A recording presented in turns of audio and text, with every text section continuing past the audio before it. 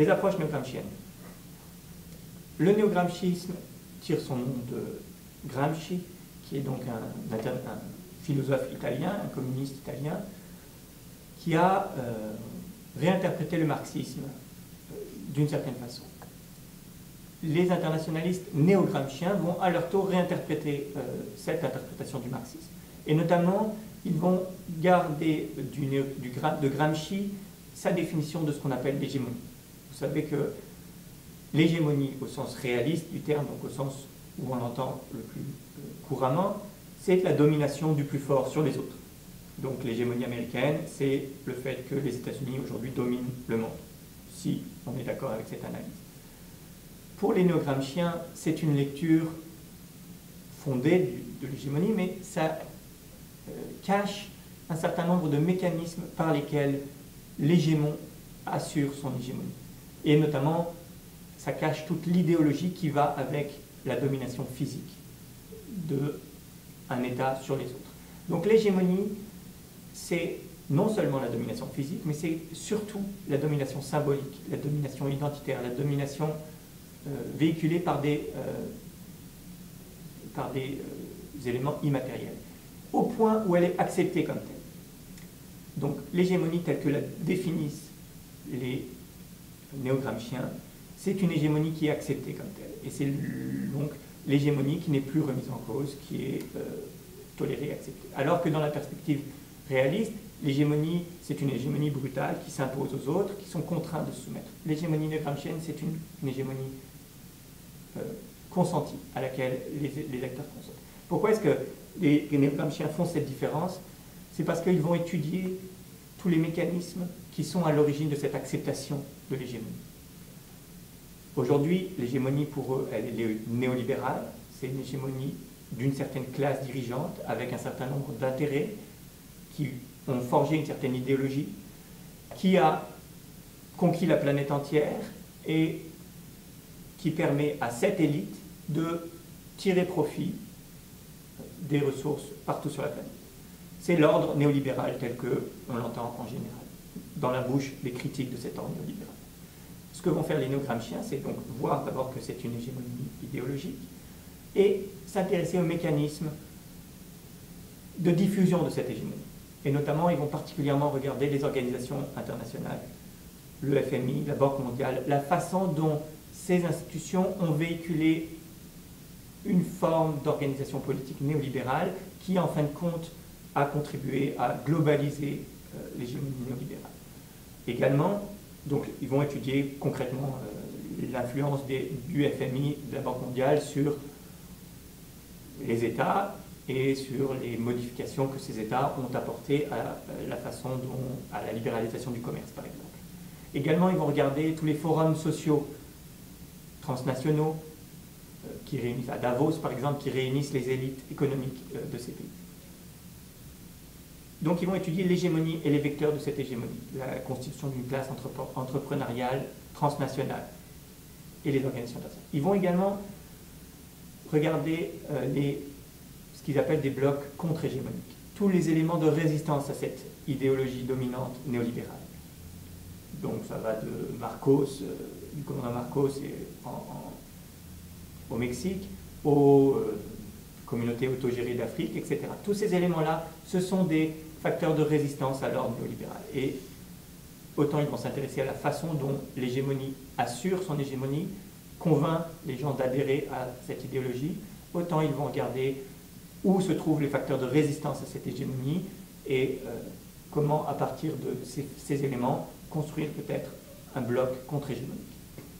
Très bien. C'est tout à fait merveilleux. J'ai une dernière question. Au fond, c'est de situer à l'intérieur des théories émergentes ou théories critiques, comment situer le constructivisme et comment le constructivisme s'inscrit ou non dans ces nouvelles approches?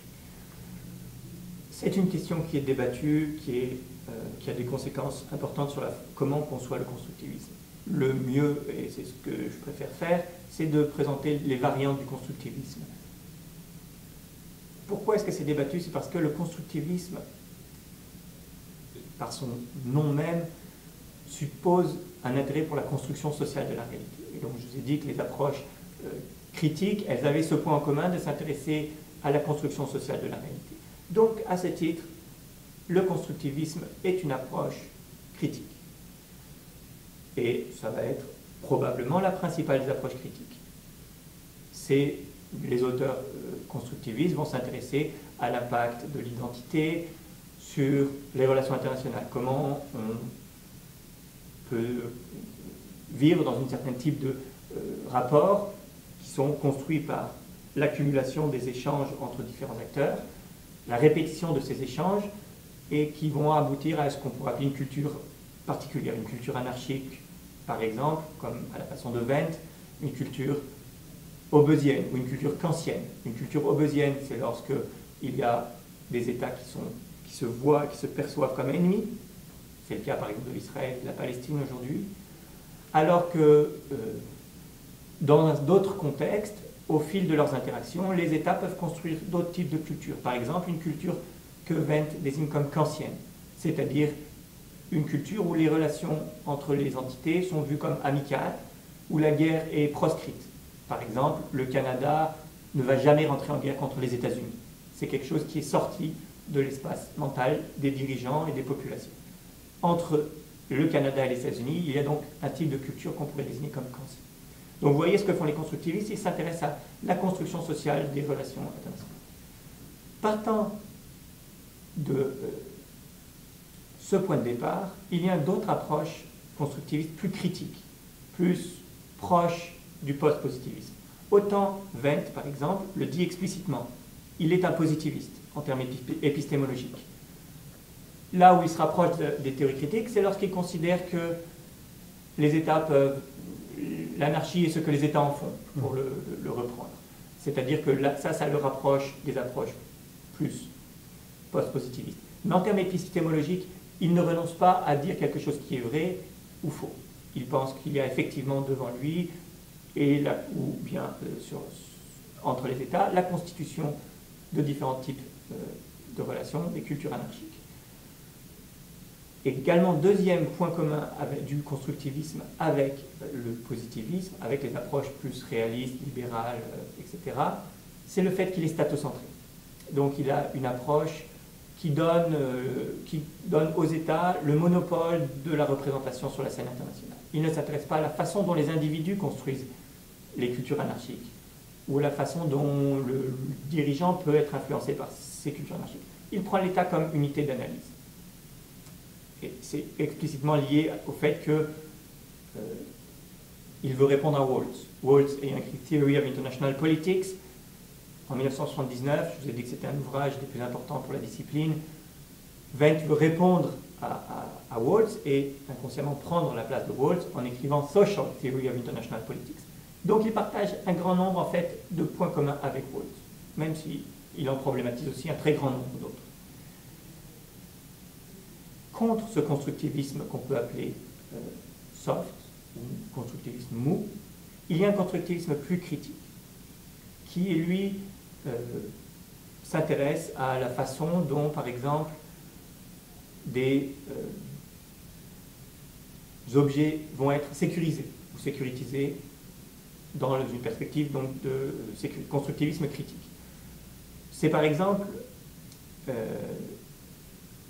Le constructivisme critique, c'est un constructivisme qui part du fait que la réalité sociale est construite, mais va plus loin que Wendt. Et notamment, elle s'intéresse à d'autres types d'acteurs.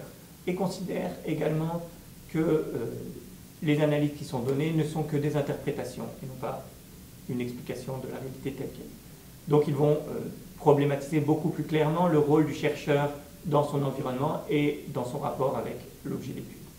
Et par exemple, typiquement, une analyse constructiviste critique va s'intéresser à la façon dont on sécurise des objets, la façon dont on construit un objet quel qu'il soit comme un enjeu de sécurité.